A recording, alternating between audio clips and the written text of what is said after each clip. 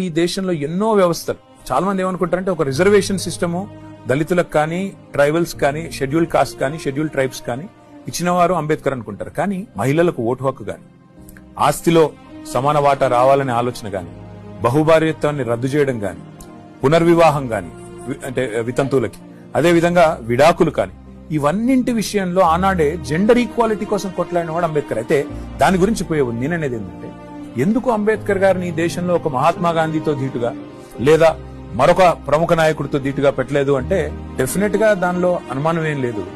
ఆనాటి నుంచి ఈనాటి వరకు ఇంత గొప్పవాడైనప్పటికీ ఈయనను, ఆయన చరిత్రను గాని ఆయన గొప్పదాన్ని గాని చెప్పేవాళ్ళు లేకపోవడమే కాకుండా తెలిసి కూడా కావాలని చిన్నగా చేసి చూపెట్టే ప్రయత్నం ఇండియాలో జరిగింది.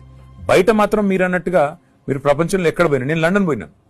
లండన్ లో అంబేద్కర్ గారు ఎక్కడైతే ఉండి చదువుకున్నారో, ఏ ఇంట్లో ఉండి చదువుకున్నారో, ఇవాళ దాని మ్యూజియం గా మన ప్రభుత్వం, భారత ప్రభుత్వం మారిస్తే కూడా తీసుకుపోయి మన తెలంగాణలో మనం పెట్టిన 125 ఫీట్ల విగ్రహం ఏదైతే ఉందో దాని యొక్క రెప్లికాని తీసుకొని పోయి అక్కడ పెట్టొచ్చినాం.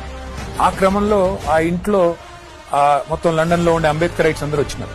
వచ్చి వాళ్ళందరూ వివరించి చెప్తున్నారు, ఇక్కడ ఉండేది ఇదే ఇంట్లో ఉండేది, ఆయన ఇక్కడ చదువుకున్నారు, ఇక్కడే ఉన్నారు అని చెప్తా ఉంటే నాకు అనిపించింది, ఇక్కడ వాళ్ళు గుర్తించిన గొప్పతనం మన వాళ్ళు మన దేశంలో మాత్రం ఇంకా కూడా వెలివేసినట్టు అంబేద్కర్ విగ్రహం పెట్టాలా అంటే మాత్రం ఇంకా కూడా ఎక్కడో ఓన్లీ ఎస్సీ కాలనీలో పెట్టాలని ఆలోచన. అందుకే కేసీఆర్ గారు